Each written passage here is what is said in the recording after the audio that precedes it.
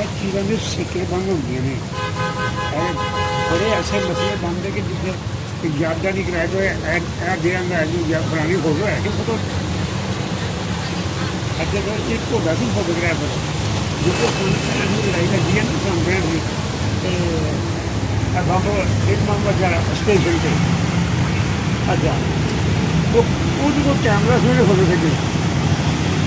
तो लोग को महसूस होते ने बड़ा पैसा लिया